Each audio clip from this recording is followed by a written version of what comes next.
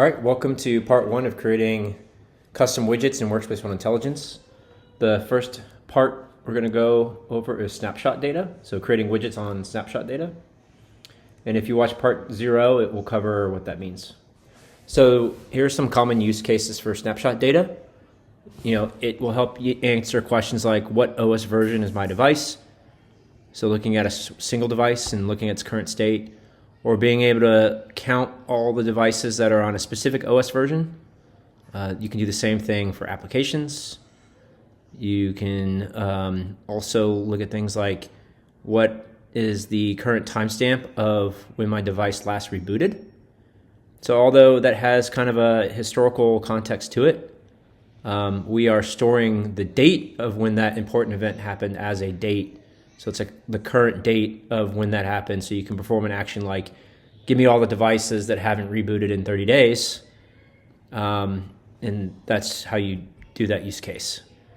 So you can do it for pretty much any piece of data that is a state of the device or really inventory of the device. So I talked about app inventory. You can do hardware inventory, driver inventory, profiles, certificates. I think you get the idea. And then, of course, what data is listed as snapshot data can be found in the data dictionary. So here is our data dictionary. If you go to supported data categories by integration, you can see type of data, and you can see which data sets or databases have snapshot data. So as an example, like that device hardware is listed under Workspace Experience Management.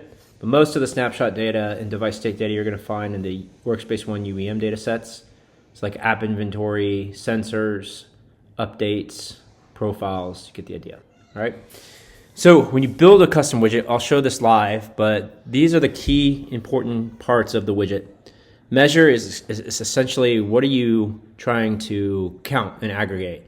So for almost all snapshot data, it's really counting up devices that meet specific state. So I call this the y-axis.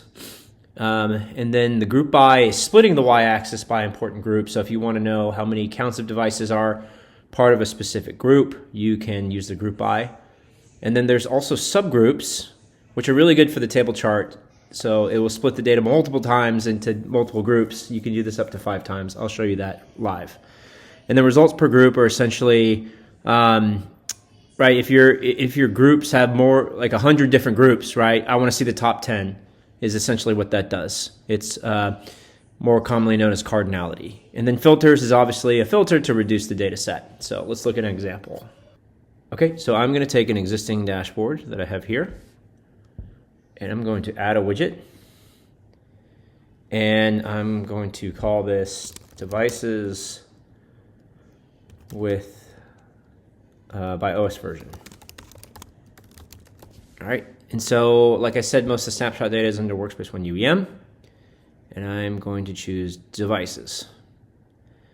So the metric type is really just counting the raw numbers, and like I said, the measure is mainly going to be device GUID. You could do device name there, but GUID ensures that it is unique. And then, so you can see this environment has 6,407 devices. And then for good measure, I only want to get the ones that are enrolled, so I'll use a filter. That will dwindle that down. And if I wanted to see how many of these are by platform, I could change this. So, my favorite to do is table. So you can see, you can watch it build itself out. And then group by, like I said, is going to split that up by platform. So that quickly I can see this. Now, if I'm a Windows administrator or a Mac administrator, I want to see just the OS versions for that specific platform. I will add in the platform I want. So let's do Apple iOS. All right, and that changes my table down. And now the subgroup actually doesn't make sense anymore for platforms since I've already filtered on a specific platform, so I'm going to exit that out. And now I want to look at this by OS version, so I will add OS version in. Now remember, it's giving me the top 10. If I wanted to see everything, I could change this to 100 and see if there's 100 OS versions in here. It looks like there's a total of 36, but you can see everything now. And then if I wanted to see that by model, I could easily add the model as a new subgroup. And I'll add it as a column. Okay? So really easy for that use case. And this applies to anything else. So also if I wanted to do a different data chart, I can take that and go to horizontal. And it'll break it down for me. Right, and that's a lot there. So I only want the top 10 maybe for this one. With the table, I'm okay with more than 10, but this one I just want top 10. Okay.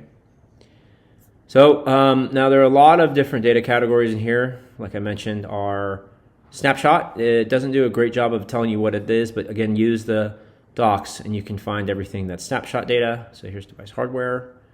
Right. You can quickly also tell that Snapshot data just because there's no date range selector down here, which in a future part 2 and part 3, I'll show you data sets that have historical time series nature where the date range filter will be used. But for here, I don't need that. So I'm just going to say good. Again, let's make this broken down by hardware name. Actually, yep, you can see that. So the top 10 installed pieces of hardware, yep, USB, wireless. And I could filter those down, or I could view this again. My favorite is as a table. And then I can see things like error or issue, problem description. So problem, device has a problem.